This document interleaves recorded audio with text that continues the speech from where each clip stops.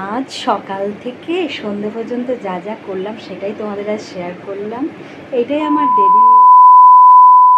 Good morning, সুপ্রভাত। প্রমীলা মুখার্জি ব্লগে অনেক স্বাগত। আর এখন আমি সকালে উঠেই যে সকালে যে কাজকর্মগুলো করি সেটাই শেয়ার করলাম। ঘর ঝাড় দিয়ে ঘরটা মুছে নিলাম ঝটপট করে, তারপরে চলে যাব স্নানে। তারপর তো আমার পুজো আশা সব আছে, আমি ঝটপট করে এখন ঘরটা মুছে নিচ্ছি। প্রথমে তো ঝাড় দিয়ে নিলাম। আসলে যতটা সহজ মনে হয় ততটা সহজ না। স্নান সেরে চলে এলাম। আর সকাল এখন কটা হবে, 6টা মতন বাজছে। তারপরে গাছগুলোই জল দিয়ে দিচ্ছি। আর পাশের মন্দিরে এখন আরতি হচ্ছে, শুনতেই পাচ্ছ, কীর্তন হচ্ছে, শুনতেই পাচ্ছ তোমরা। তো রাধে রাধে, হরে কৃষ্ণা। তো বন্ধুরা, দেখেছো আজ তো মানে প্রচণ্ড গরম ছিল, সেটা তোমরা সবাই জানো। এখন ভয়েস ওভার দিচ্ছি। তো তারপরে ঠাকুরের বাসনগুলো ধুয়ে নিচ্ছি ঝটপট করে। তো ধোয়া মানে সার্ফ দিয়ে আগে ধুয়ে নিয়েছি, এখন একবার জল বুলিয়ে নেবো। তো সেটাই। তো পুজো আমার দেয়া কমপ্লিট। ঠাকুরকে একটু পুজো দিই আমি। সমস্ত কাজ মানে বাসি কাজ সেরে, স্নান সেরে পুজো দিই। সমস্ত কাজ করতে পছন্দ করি। তো আগেও যারা দেখেছো তারা তো জানবে। এরপরে আমি রান্নায় চলে এলাম। ভাত ডালটা তাড়াতাড়ি বসিয়ে দিয়ে বেরিয়ে পড়লাম। এবার বাজারে যাচ্ছি মাছ নিয়ে আসতে, দেখি কি মাছ পাই। চলো।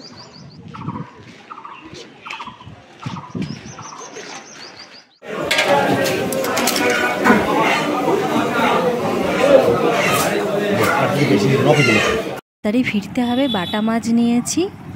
এই যে মাছগুলো কাটেও আনিনি, এখন কাটবো, দিয়ে রান্নাটা করব, মাছের ঝাল। তো দেখো, শান্তনু তো ডিউটিতে যাবে, তার আগে তো রান্নাবান্না কমপ্লিট করতে হবে। এটা অবশ্য দুপুরে জলখাবারও আজকে দেখি কি খাওয়া যায়। আমি তো ছাতু খাবো, ছেলেকে একটু কর্নফ্লেক্স করে দেবো, এটাই। তো এইভাবে আমরা এখন মাছগুলো ভেজে নিচ্ছি, মাছের ঝাল করছি। ঝালটাই ভালোবাসে সবাই, আর আমার ছেলের খুব পছন্দের মাছ এটা। তো রান্নাটা সেরে নিই। এখন কটা আর হবে, 7:30 পৌনে 8টা হবে। দেখো, ভাত ডাল আলুটা মাখবো, মাছের ঝাল আমার রেডি। তো আজকের এটাই খাবারের মেনু ছিল, আজকে এই রান্না করেছি। তো এদিকে আমার শান্তনুর খাবারটা রেডি করা হয়ে গেছে। ওর যে লাঞ্চ বক্সটা আছে ওই ভারী বলে নেয় না, এইভাবেই নিয়ে যায়। আর তারপর একটুখানি ছাতু শরবত খেয়ে নিচ্ছি। এখন বাজছে এই বিকেল 4টে, আর বাইরে তো খাঁখা রোদ। আজ তো একদম প্রচণ্ড গরম, যাকে বলে মানে সহ্যের বাইরে। যারা বাইরে আছে প্রচণ্ড গরম, সে তো বোঝাই যাচ্ছে।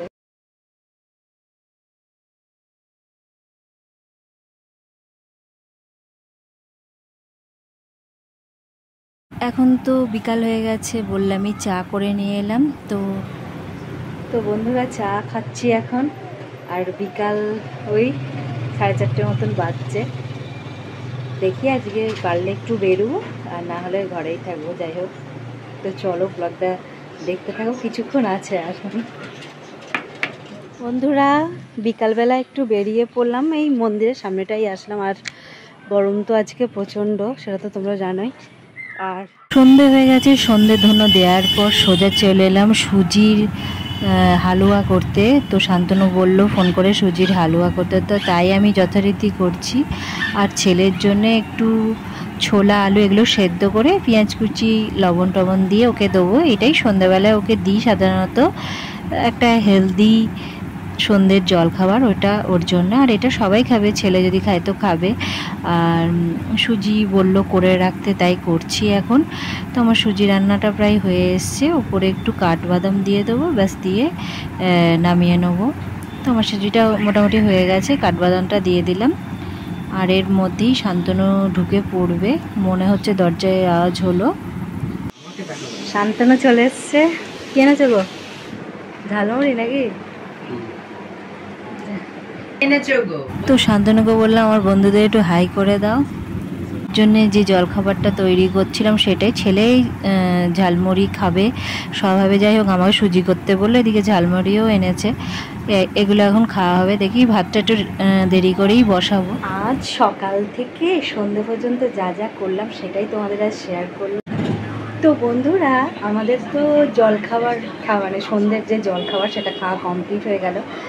এবার রাতে আবার রান্না হবে। তো শান্তনু আবার গেল ডিম আনতে, আর একটুখানি আড্ডা দিতেও গেল। যাই হোক, আর এরপরে আমি ব্লগটাও শেষ করে দিচ্ছি। তো আজকের মতো টাটা, ভালো থেকো সবাই। প্রচণ্ড গরম পড়েছে, নিজেদের খেয়াল